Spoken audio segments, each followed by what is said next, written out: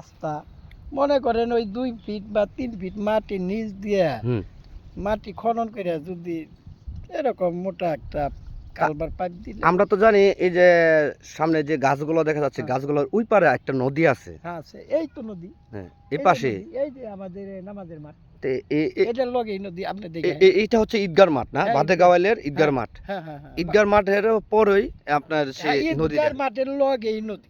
এই নদীটা যদি অন্তপক্ষে কেটে দিত সরকারে, তাহলে কিন্তু অন্তপক্ষে এই এলাকার যে মানুষগুলো আছে তারা অনেকটাই শান্তিতে বসবাস করতে পারতো। হ্যাঁ, আমাদের অনেক কষ্ট। মনে করেন এই যে বাড়ি ঘরে কিনা এই যে ডুবে রয়েছে, এই যে বন্ধের পানিতে ডুবে রয়েছে, যদি জোয়ারের পানি এসে ডুবতো তাহলে তো কোনো সমস্যা চলে না, যদি জোয়ারের পানি যাইবো গা।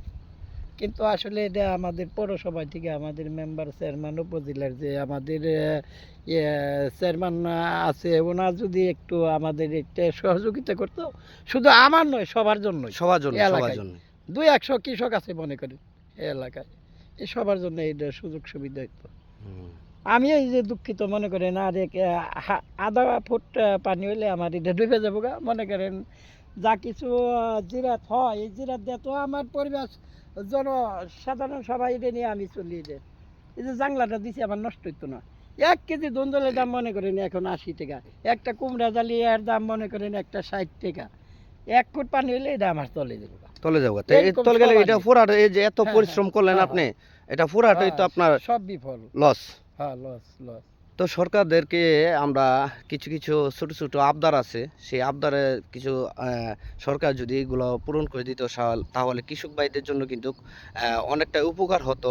কৃষক ভাইরা কাদের জন্য পরিশ্রম করে? তারা এই যে এত পরিশ্রম করছে, এত কিছু জমিতে আবাদ করতেছে, সেটা কি তারা একা খাওয়ার জন্য? তা না, তারা কিন্তু এগুলো বাজারে নিয়ে বিক্রি করে, সেইগুলো থেকে কিন্তু আমরা শত শত মানুষ কিন্তু আমরা এগুলা বাজার থেকে সংগ্রহ করে তারপরে কিন্তু আমরা এগুলো খেয়ে কিন্তু বেঁচে আছি। যদি কৃষক ভাইরা যদি ঠিকমতো এই জিনিসগুলো আবাদ না করতে পারে, তাহলে আমরা এই টাটকা জিনিসগুলো কোথায় পাবো?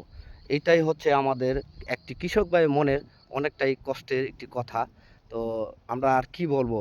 তো এই যে জিনিসগুলো আছে, সরকার যদি একটু খেয়াল করে, তো বাংলাদেশে কিন্তু কোনো কিছুর কমতি থাকে না। এই যে 2 দিন পর পর আমরা দেখছি এই যে বিভিন্ন জিনিসের দর বাড়ছে। তো কৃষক ভাইরা যদি ঠিকমতো ফসল উৎপাদন করতে পারে, তাহলে কিন্তু আমাদের দেশে এত কিছুর সংকট পড়ে না, তাই না? পড়বে না। আমার 1.5 একর জমি আমার নিজের, আমার বাপ দাদার সম্পদ। মনে করেন ওই যে পানিতে ডুবে রয়েছে, এই যে বাড়িগুলোর ওই পশ্চিম পাশে। এটা কি পানির নিচে আছে বর্তমানে? পানি দিচ্ছে বর্তমানে। আমি কিন্তু রূপা ধান বুনতাম, চারাও ফালানো হয়েছে, ফালাইলে কি বই এই সই পানি, আর বোনার কোনো কায়দা নেই। তাহলে মনে করেন 1.5 একর জমিনে কমপক্ষে 50 মণ দাম পাইব, 40 মণ তো হইতো। 40 মণ তো হবে ইনশাল্লাহ।